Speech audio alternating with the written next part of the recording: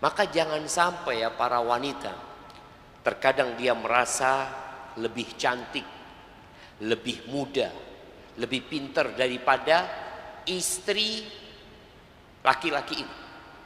Maka dia membuat persyaratan, bahkan itu jadikan mahar, maka itu sesuatu yang terlarang.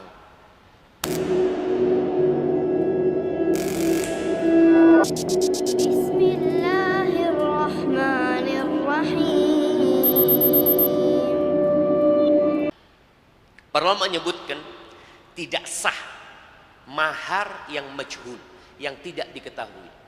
Tapi pernikahannya sah. Jadi kalau umpamanya terjadi pernikahan tadi, orang tua yang ngomong menceraikan istri, umpamanya dia punya istri beberapa,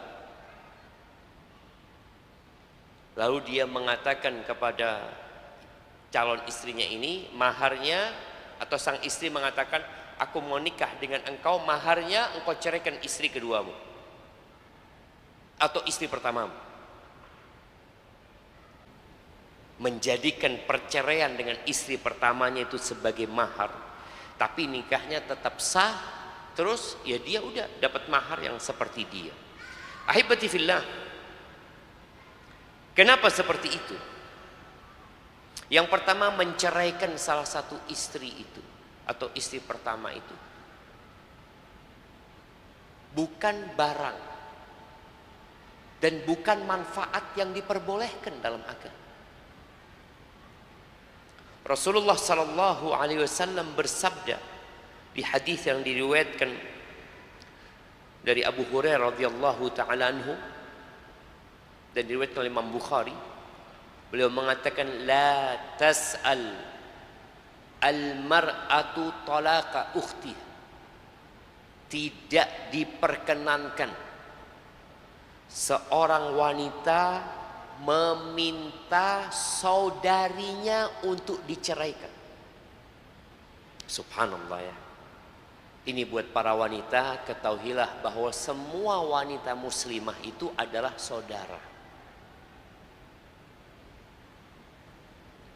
Jangan pernah menjadikan mereka musuh. Ada orang yang meminta, baik itu istri pertama kadangkala minta agar suaminya menceraikan istri yang lainnya, atau istri yang kedua minta suaminya menceraikan istri pertamanya. Nabi mengatakan la tasal, nggak boleh gitu. Engkau meminta agar suamimu menceraikan saudarimu. Jadi yang hendak diceraikan sama suamimu ini saudarimu. Ukht fillah, litastafriga sahfataha. Dia ingin supaya bagian istrinya itu dimasukkan ke bagian dia. Ya kalau bicara makanan nampan itu jamaah, ini bagian istri suaminya ya ditumpahkan ke tempat dia. Wal tankih, hendaklah dia menikah sudah tanpa harus meminta diceraikan. Karena ada yang seperti itu. Tahu bahwa laki-laki yang melamar dia ini seorang laki-laki yang beristri. Datang melamar, dia tidak mengaku bujangan, dia mengatakan aku seorang laki-laki yang sudah beristri, yang punya anak 3. Lalu pihak keluarga istri mengatakan, calon istri, boleh kita terima engkau, tapi engkau ceraikan istri pertama. Nggak boleh kata Nabi SAW. Wal tankih, itu adalah nikah. Fa innama laha ma qaddira laha, bagi dia rizki yang sudah ditakdirkan buat dia. Engkau ditakdirkan jadi istri kedua, ditakdirkan jadi istri ketiga, ditakdirkan jadi istri keempat. Kemudian kalau bicara nafkah, ya udah itu yang kau dapatkan gitu.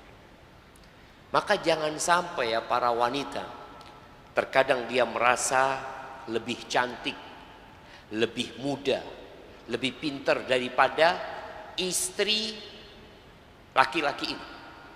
Maka dia membuat persyaratan, bahkan itu jadikan mahar, maka itu sesuatu yang terlarang. Engkau akan dihisap kelak pada hari kiamat. Ini yang namanya pelakor. Apa singkatan pelakor? Pelakor. Perebut laki-laki orang. Iya, ini. Ini namanya pelakor. Karena dia minta laki-laki ini menceraikan istri. Itu yang namanya pelakor. Tapi ketika dia ridho menjadi istri kedua tanpa merebut suami orang, nggak apa-apa.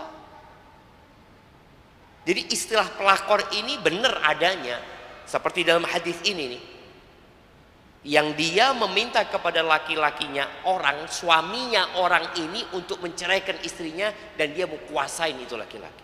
Itu namanya pelakor. Dan itu terlarang, termasuk menyakiti. Dan boleh jadi ada orang-orang yang kadang-kala nggak beriman dengan takdir. Ya, ini berkaitan dengan masalah maharnya adalah menceraikan istrinya, itu tidak diperbolehkan. Bagaimana kalau itu disebutkan dalam akad nikahnya? Maharnya nggak sah, pernikahannya tetap sah. Kalau perempuan mengatakan, loh engkau kan udah ngomong bahwa saya maharnya engkau akan menceraikan istrimu, kata dia. Kenapa engkau gak ceraikan? Nggak bisa jadi mahar itu, nggak bisa. Terus dia kasih mahar buat wanita seperti itu, berapa mahar yang berikan kepadanya mahar.